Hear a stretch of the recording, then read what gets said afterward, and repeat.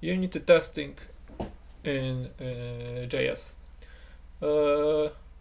As you can see, I've just opened an empty folder in Visual Studio Code.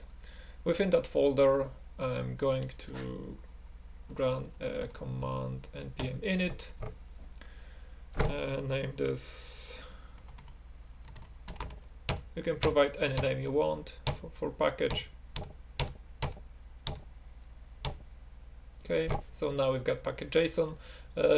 We need two libraries to be able to perform unit testing. One of it is going to be Mocha, and the other one is Chai. I'm using version 4. Version 5 is significantly different according to Chai version 4. Chai version 4 is I'm more familiar with that version, so this is why I'm installing this very version. Okay, so now we're ready to create a simple function and then create a unit test for this very function. So what I'm gonna do next is to create a catalog source, and within that catalog I'm going to create like example.js, and here I'm gonna create a function that we are gonna test, which is going to be const sum equals a b, and we are gonna return a plus b. Then we have to export this function to be able to get an access to it within our unit testing file that I'm gonna create. So what we have to do is just module exports, and I'm gonna return an object. That object has got a value, key value sum, and the body of this of it is going to be function sum. So we'll have another function like subtract or something, so then I can have another key value and name it any way you want, but just make sure that the value name corresponds to the actual function that you are gonna export. So that's it from the point of view of the project, from the point of view of function. So how we are gonna test it? First of all, we need to create a folder for our tests. So I'm gonna just call it tests. And then I'm gonna test like a class example. So what I'm gonna do is create a file and call it example tests.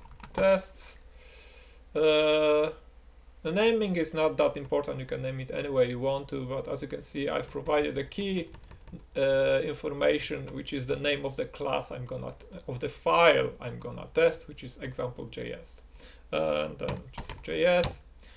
Okay, so the next thing which we have to do is to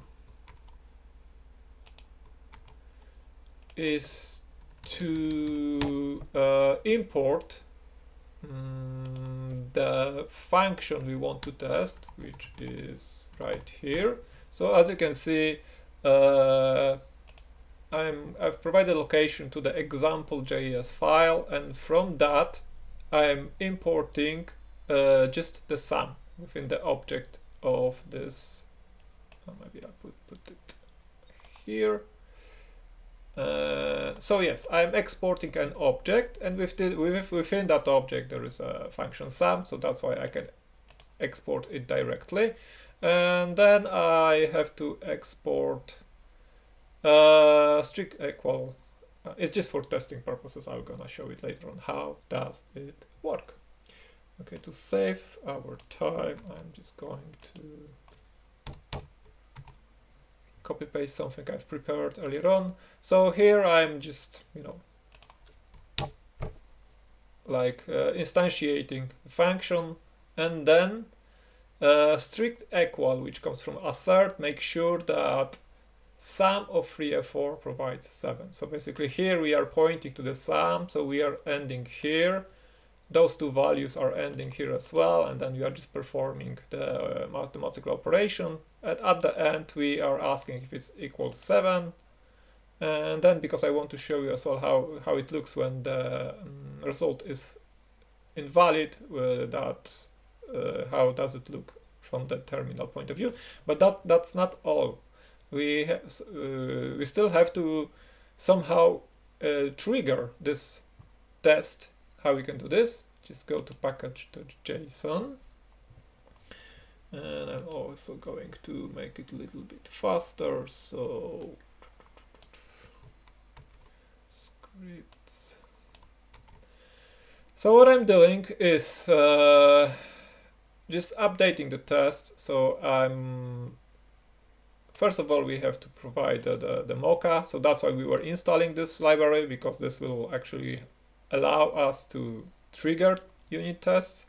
And then I'm pointing to the test folder, and within test folder, I want to run all files with test.js. Right now I've got just one, but you've got now you can follow it. You know how it's going to work. If you create another test for another file and we'll call it something .tests, then this command will run all of these files.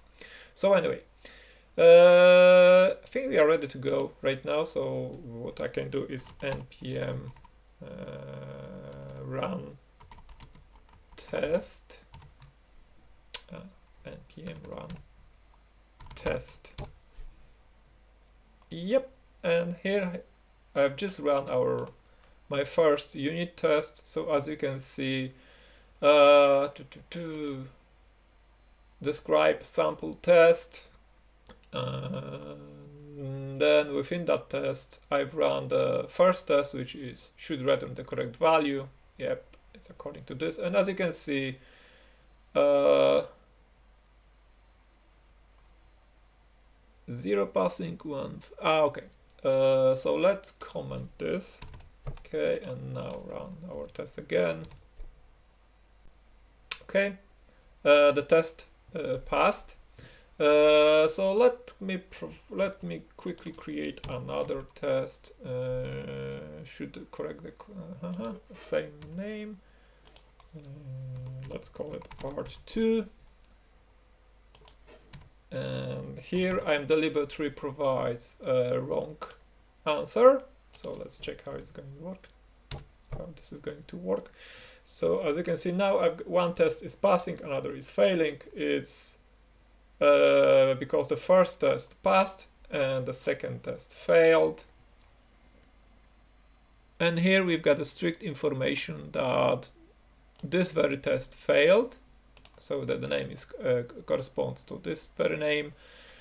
And we are expecting value 7, but we have provided 6. Expecting 7 to equal 6. I think that's it. As I said, this is very simple example. As I wanted to show you mainly how to prepare the environment, which is the installation of these two files is crucial, because then we can use these libraries to actually run the test.